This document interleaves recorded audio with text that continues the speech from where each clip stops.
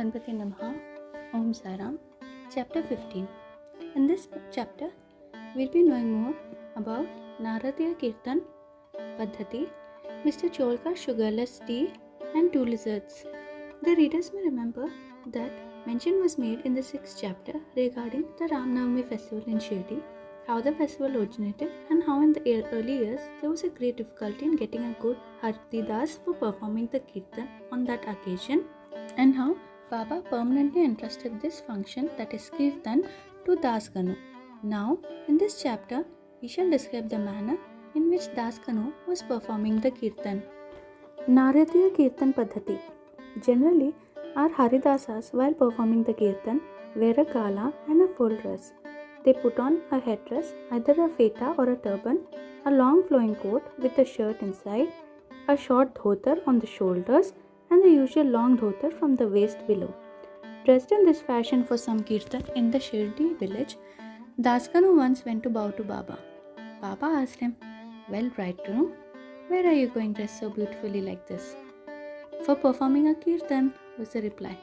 Then Baba said, "Why do you want all this paraphernalia? Coat, shawl, turban, etc. Remove all that before me. Why wear them on the body?" Daskanu immediately took them off and placed them at Baba's feet. From that time, Daskanu never wore these things while performing the Kirtan. He was always bare from waist upwards. A pair of chiplis was in his hand and a garland around his neck.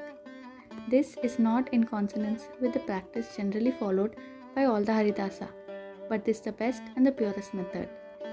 The sage Narada, from whom the Kirtan Paddhati originated, wore nothing on his trunk and head. He carried a veena in his hand and wandered from place to place everywhere, singing the glory of the Lord.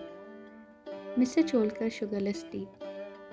Initially, Baba was known in Pune and Ahmednagar district, but Nana Sam Chandorkar, by his personal talks, and by Daskanu, by his splendid kirtans, spread the fame of Baba in the Konkan, that is Bombay Presidency.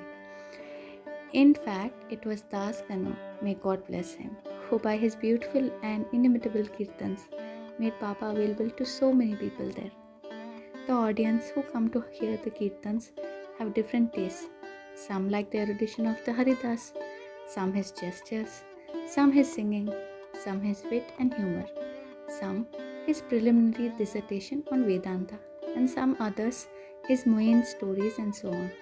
But among them, there are very few who by hearing the kirtan get faith and devotion or love for God or saints.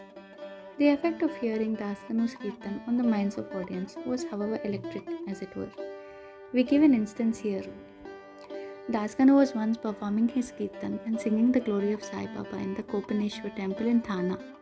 One Mr. Cholkar, a poor man serving as a candidate in the civil courts in Thana, was amongst the audience. He heard Daskanu's kirtan most attentively and was much moved. He there and then mentally bowed and vowed to Baba, saying, "Baba, I am a poor man, unable to support my family. If by your grace I pass a departmental exam and get a permanent post, I shall go to Shirdi, fall at your feet and distribute sugar candy in your name."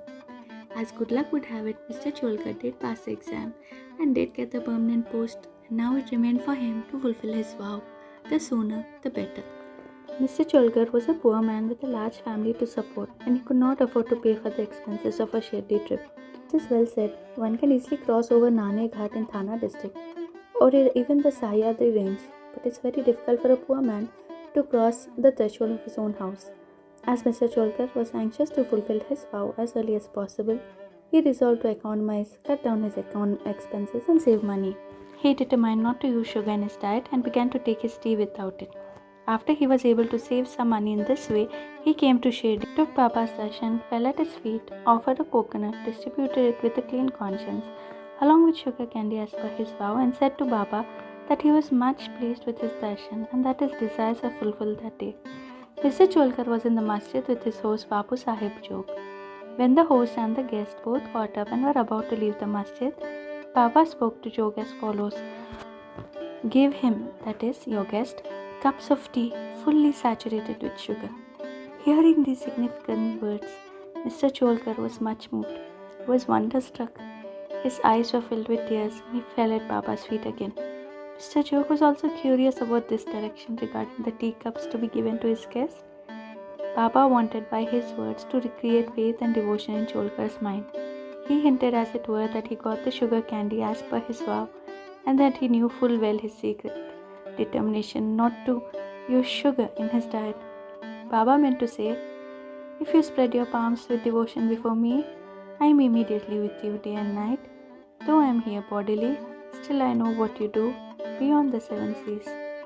Go wherever you will, over the wide world, I am with you. My abode is in your heart, and I am within you. Always worship me, who is seated in your heart, as well as in the hearts of all beings." A blessed and important lesson was thus imparted by Baba to Mr. Cholkar. Two lizards. Now we close this chapter with the story of two little lizards. Once Baba was sitting in the masjid. A devotee sat in front of him and the lizard tick-ticked. Out of curiosity, the devotee asked Baba whether this tick-ticking of the lizard signified anything. Was it a good sign or a bad omen? Baba said that the lizard was overjoyed as a sister from Aurangabad was coming to see her. The devotee sat silent, not making out the meaning of Baba's words. Just then, a gentleman from Aurangabad came on horseback to see Baba. He wanted to proceed further, but his horse would not go, as it was hungry and wanted grams.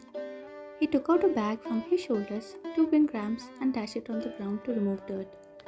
A lizard came out there and, in the presence of all, climbed up the wall. Baba asked the questioner devotee to mark her well. She at once went strutting to her sister.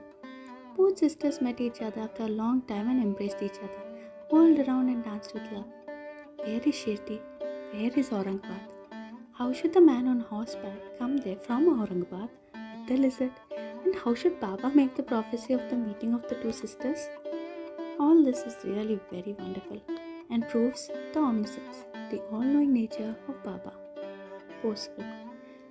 He who respectfully listens or reads this chapter or listens to it daily will get all his miseries removed by the grace of the Sadguru Sai Baba. Hence, bow to Shri Sai, peace be to all. Om Sai Ram.